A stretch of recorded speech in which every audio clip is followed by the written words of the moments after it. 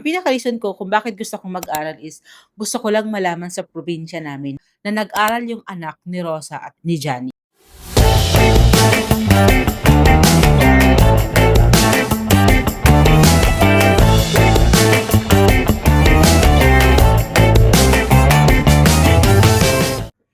Hello everyone! Welcome to the very first episode of Leading Life with Joanne.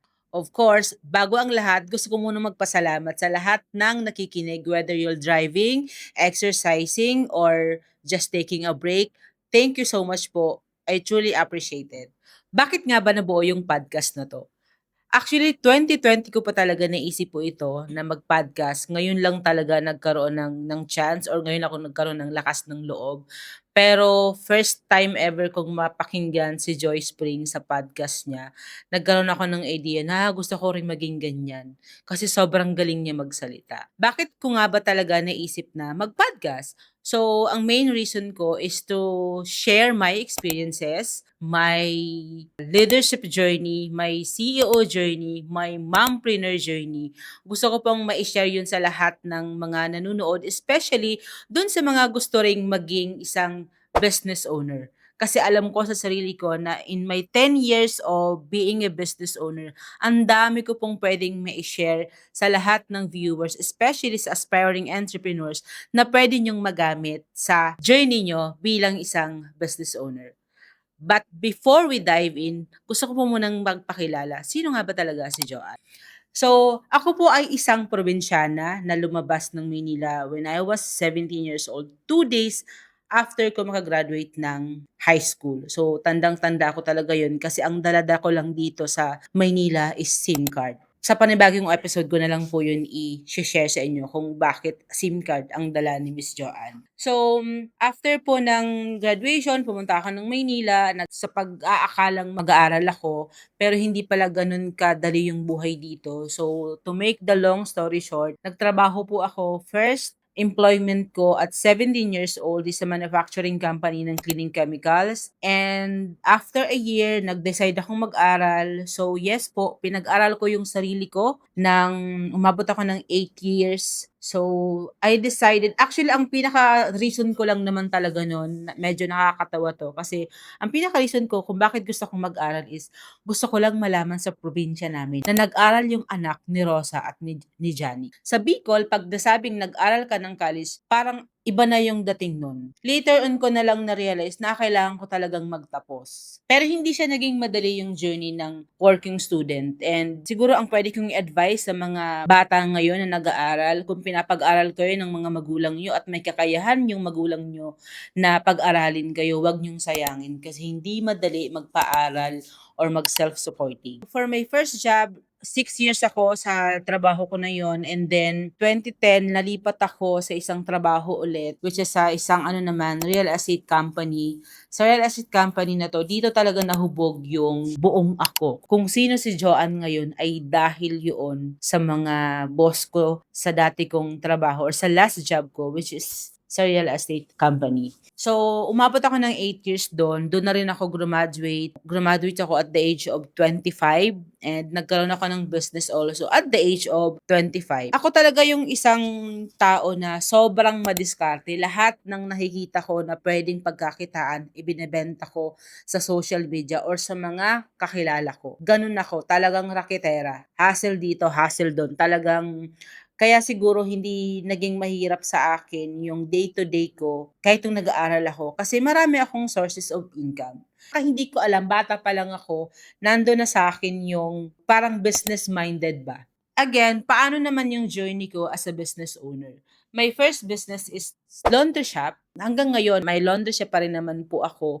But sa laundry shop na to, nagsimula ang lahat. Kung ano yung business na meron kami ngayon, ay dahil yon sa laundry shop. I will share it to you next episode. Sa 10 years ko sa business, ang dami ko nang pinasok na negosyo. Ang daming kung ano-anong pwedeng pagkakitaan. May registered na business, may hindi, kung ano-ano lang. Pero siguro mai-share ko sa inyo sa mga next episode na. And ang pinaka pwede kong i-share doon, ano yung mga learnings ko doon, especially yung mga businesses na nag-fail.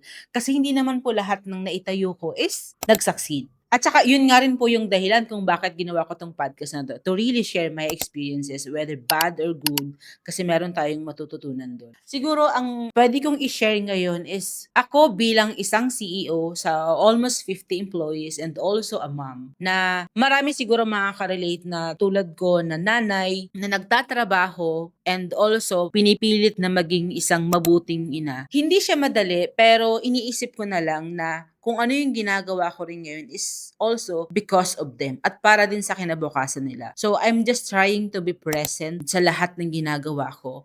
Pero alam ko na may mga pagkakataon na hindi ko na ibibigay yung 100% ko. Halimbawa, ngayon, nandito ako, wala ako dun sa tabi ng 8 months old son ko. Every time na nagkakaroon ako ng chance to be with him, to be with my 2 sons, talagang mini-make sure ko naman na talagang masaya kami. And of course, dito naman sa office, managing multiple companies with almost 50 employees is not easy. Minsan naiisip ko nga, bakit ko ba pinasok yung ganitong buhay? Pero parang wala naman akong choice eh. Kasi sa totoo lang, hindi ko naman talaga plinano na magnegosyo. Ako lang isang taong nabigyan ng magandang opportunity, and sino naman ako para magreklamo, kasi alam kong ang dami-daming gustong magkaroon ng kung anong meron ako ngayon. But I tell you guys, hindi madali maging isang negosyante. Pero pinakasikreto lang talaga siguro is yung pag pinasok mo na yung isang bagay. Ako kasi yung tipo ng taong hindi talaga ako sumusuko eh. Once na pinasok ko, gusto ko tapusin ko.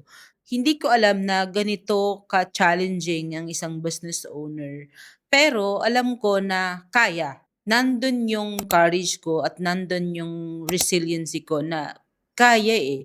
At kaya nga ako ginawa yung podcast na 'to, kasi ito yung puwede kong i-share sa lahat ng viewers, especially sa mga aspiring business owner, na may puwede tayong anuhan, parang maging pattern. Marami kami siguro na mga gumagawa na ng ganitong podcast or videos, sharing ng videos about experiences. Pero the more na marami tayong napapanood, the more na mas marami tayong matututunan. Kasi yun lang din naman ang ginagawa ko sa buhay eh. Yung natutunan ko kay John Maxwell, the 5 cycle of success, na ang success daw ano lang eh, parang cycle lang siya. Dahil hindi mo pa alam, sa unang try mo, syempre hindi pa natin alam. So magfi-fail tayo. So that's number 2. And then pag nag-fail tayo, ano yung matututunan natin doon? Yung learnings natin.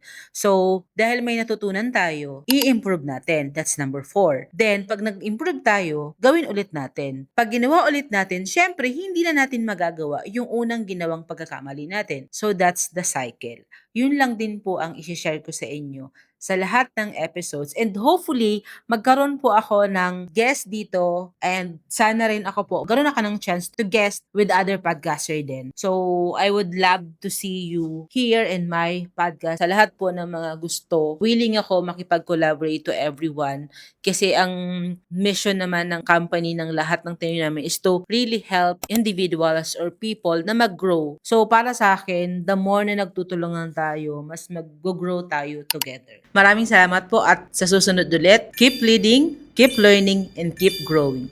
This is Joanne, and you're listening to Leading Life with Joanne.